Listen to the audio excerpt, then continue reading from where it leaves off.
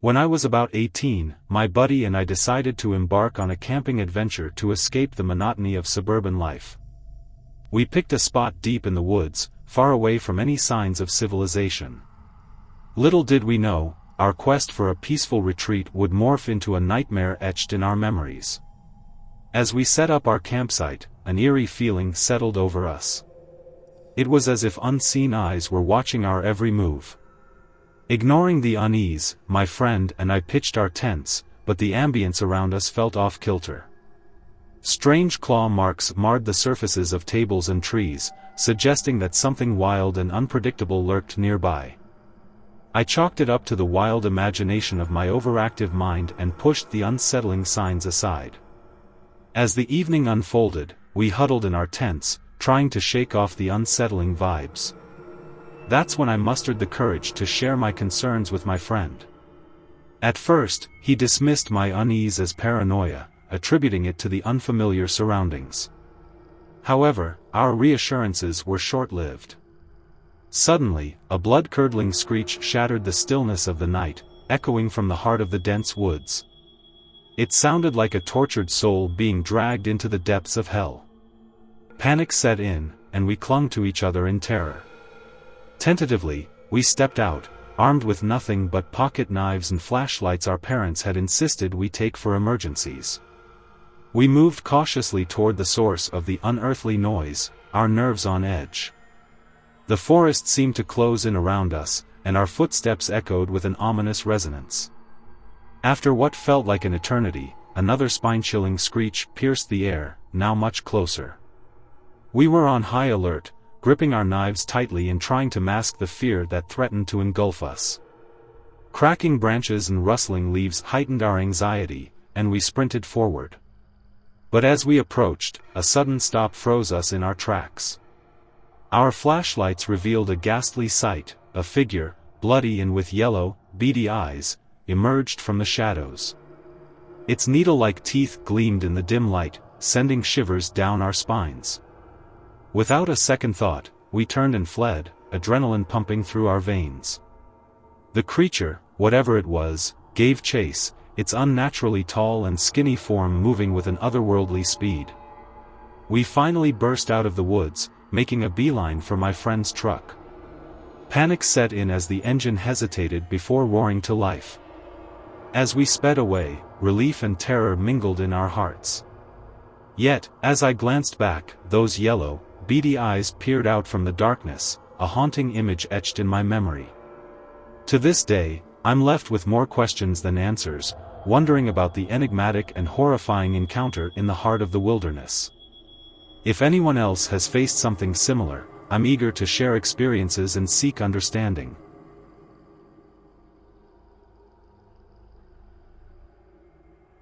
In the summer of 2010.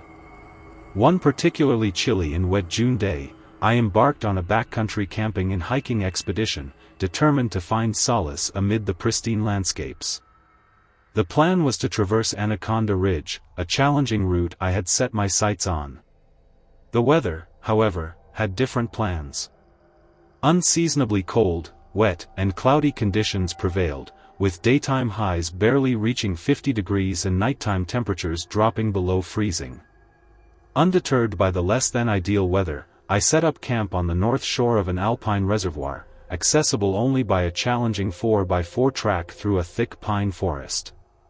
The persistent rain made fishing, a usual pastime during my camping trips, miserable, but it allowed my thoughts to wander freely as I sat on the shore, gazing into the drizzle. Suddenly, a low rumble echoed through the canyon, reminiscent of a distant diesel engine. Bewildered, I scanned the surroundings, realizing that no roads led beyond my campsite, and no machinery or vehicles should have been present in that remote canyon. The sound remained stationary and constant, defying any logical explanation. Was it a plane? I wondered, but the noise didn't approach or recede, and it seemed to originate from beyond the lake and up into the canyon. After about 20 minutes, the rumbling gradually faded away, leaving only the sound of raindrops. I resumed my activities, catching a decent-sized trout for dinner and returning to my camp to enjoy the evening with a comforting fire and a bit of whiskey. As night descended over the mountain ridges, the rain clouds obscured the starlight, casting an impenetrable darkness. I reminded myself to build up the fire before settling in for the night. Yet, as I gathered firewood away from the crackling flames, the mysterious rumbling returned, louder and closer than before. Perhaps fueled by frustration, exhaustion, and a few sips of whiskey, I yelled into the night, demanding the unseen source of the noise to cease. To my surprise, the rumbling and the rain abruptly stopped. An uneasy realization dawned on me: there was an intelligence out there, something sentient that had acknowledged my presence. The feeling of being observed lingered, casting a shadow over the solitude I had sought. Returning to my tent, I sat on edge, listening intently to the crackling fire, my rapid breathing, and the unsettling silence beyond the firelight. In that moment, the isolation felt not only profound but vulnerable, as if a million unseen eyes peered at me from the darkness. My paranoia began to subside when, unexpectedly, the rain resumed, a massive downpour that tested the limits of my tent and my resolve. Despite the urge to retreat to the safety of my truck, I hesitated. Driving in the slick, muddy terrain under the influence was a perilous choice, and I decided to tough it out in my tent. However, as the rainwater seeped beneath the tent and the storm showed no signs of relenting, the realization hit me: I needed a safer place to sleep. With a sense of urgency, I abandoned the flimsy shelter, grabbed what I could, and ran through the rain to my truck. Settling into the driver's seat, soaked to the bone, I locked the doors and cranked up the heat, hoping to dry off quickly. The night promised to be miserable, but safety prevailed over discomfort. As I reclined my seat and attempted to calm my racing thoughts with deep breaths, the rain suddenly ceased. The fog rolled in, shrouding the surroundings in an eerie silence. What felt like a momentary blink turned into a time warp. The once raging fire had dwindled to embers, and morning twilight bathed the landscape. Blinking in confusion, I checked the truck's clock.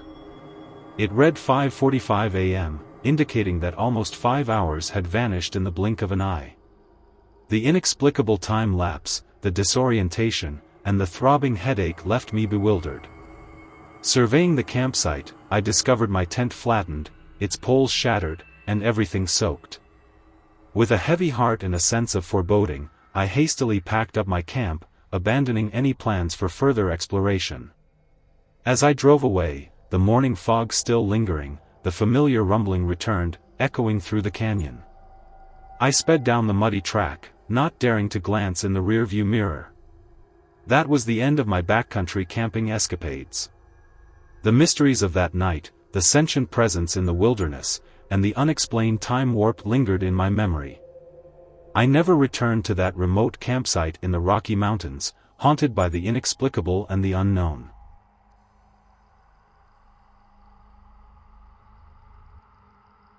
At the tender age of 18, I found myself ensnared in a tumultuous relationship that would forever alter the trajectory of my life.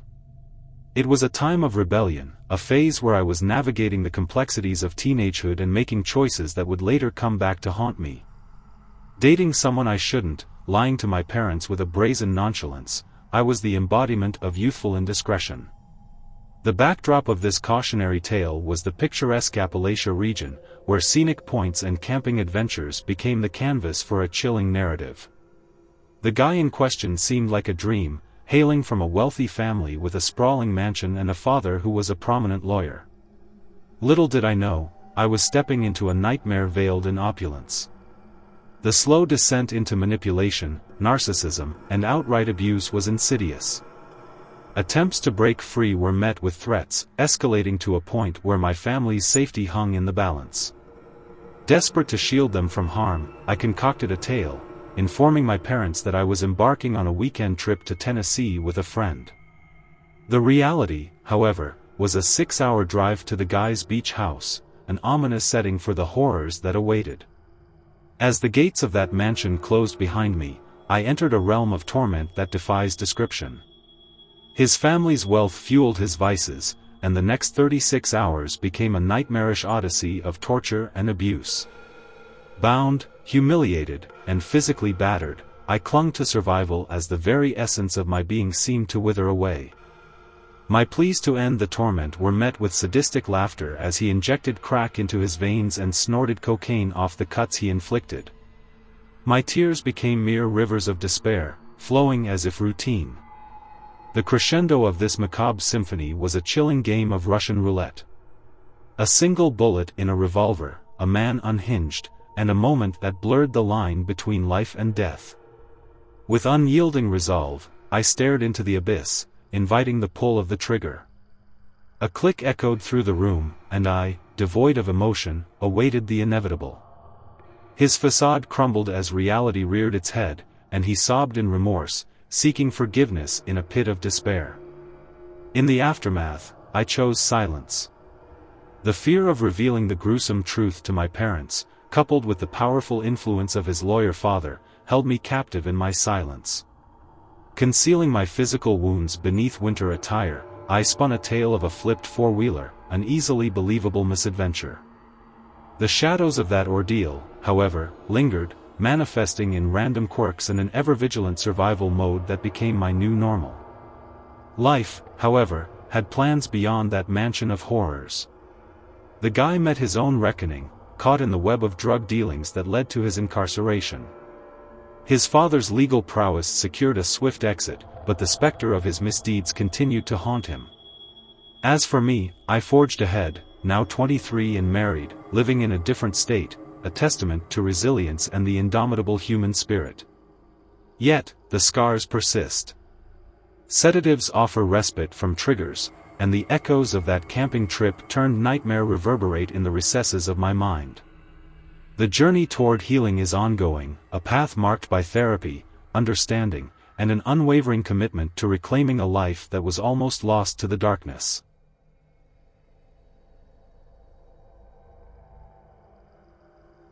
In the summer of 2002, an old friend rekindled the dormant adventurer in me, inviting me on a camping trip that held the promise of nostalgia and outdoor excitement.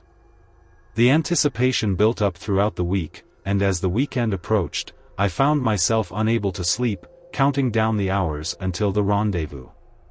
Just past 5 a.m., my friend pulled up, and we set out on a journey that would soon become etched in my memory.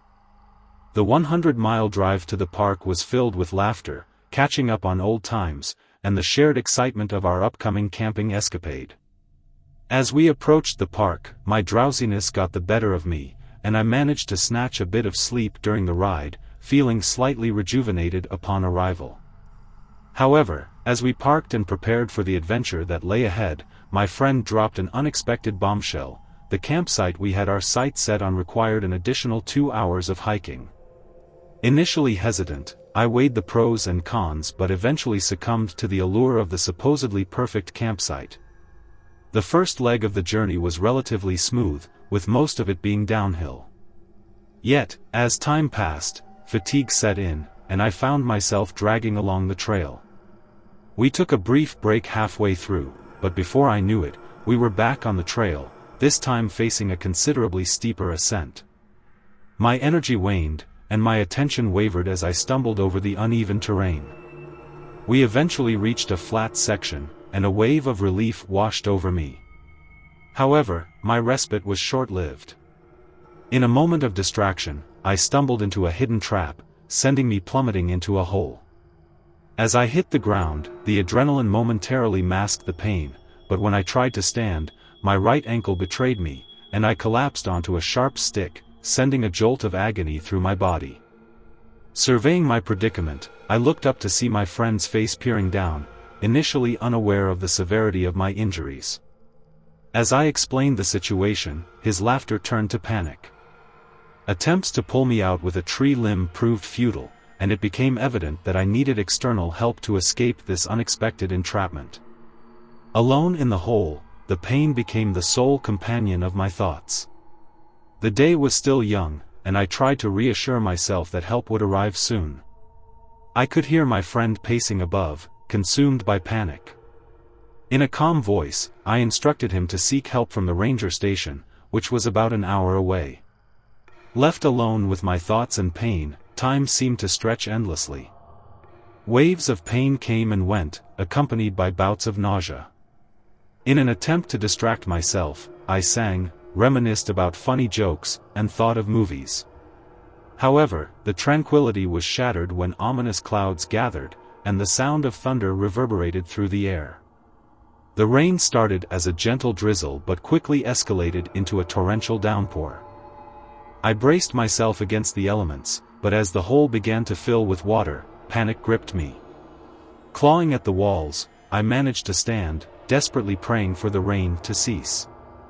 The minutes felt like hours as the water level rose, threatening to engulf me.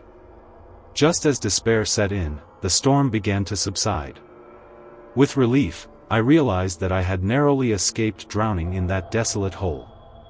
However, the respite was short-lived as the rain resumed, forcing me to confront the possibility of a watery demise. In the midst of the rain, a glimmer of hope emerged. The sound of approaching footsteps and voices signaled the arrival of help. The rescue team worked swiftly, pulling me from the hole just as the water reached a perilous level.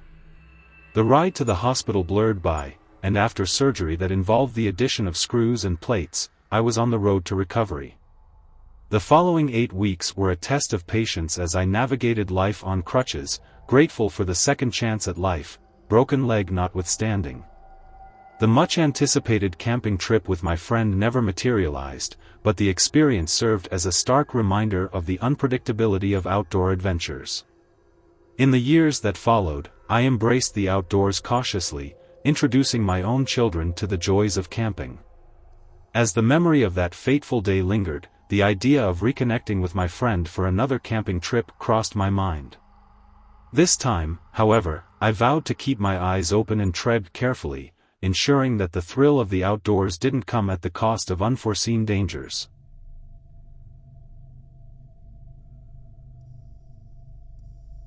Back when I was a mere 13-year-old, my family and I geared up for what we thought would be a typical camping escapade, an adventure, a break from the routine, a chance to reconnect with nature.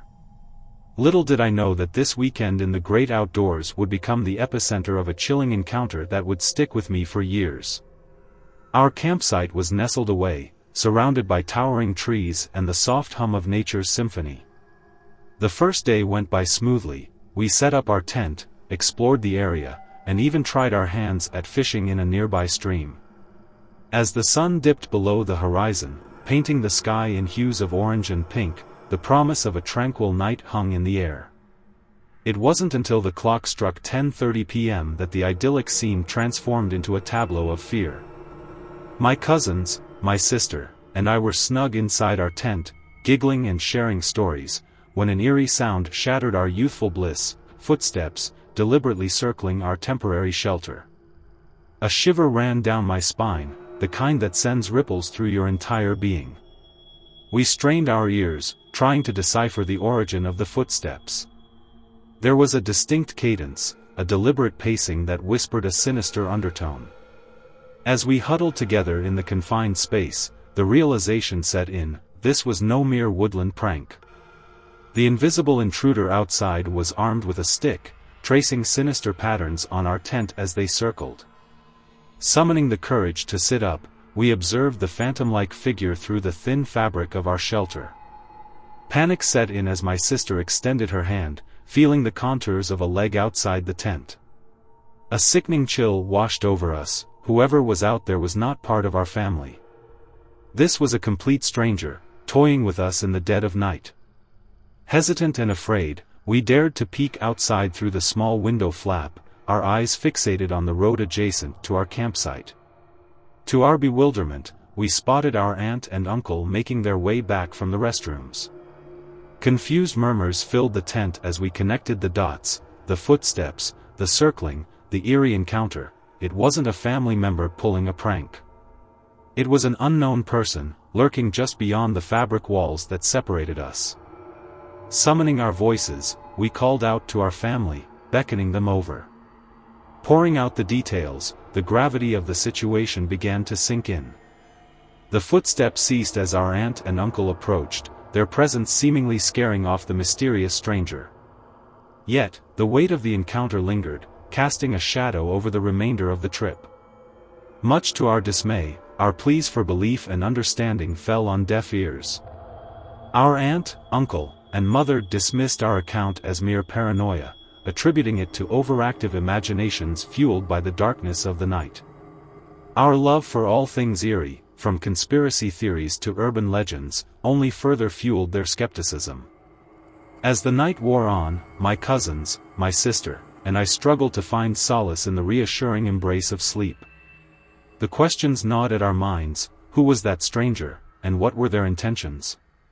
The unknown loomed over us, casting a pall of unease that overshadowed the beauty of the wilderness. The remainder of the trip passed in a haze of conflicting emotions. While my family enjoyed the outdoor activities and the camaraderie, the specter of that fateful night clung to me like a persistent fog. The worst part? The lack of closure. The enigma of the stranger's identity and motives haunted me, leaving a wound that time seemed incapable of healing. Years have passed, but the memory of that camping trip continues to echo in the recesses of my mind. The distrust of the great outdoors has become an indelible part of my psyche. The thrill of camping has been replaced by a lingering apprehension, and the idea of spending a night in a tent feels like dancing with the unknown. It's a story I've shared countless times, hoping to find someone who might understand the unease that lingers within me. Yet, even as the years roll by, the questions persist: who was that mysterious stranger, and what would have happened if our family hadn't intervened in the nick of time? The experience, though unsettling, has left me with a heightened sense of caution and an awareness of the thin veil that separates safety from the unknown. Camping, once a potential source of joy and adventure, now stands as a stark reminder of the night when the wilderness unveiled its darker, more enigmatic side.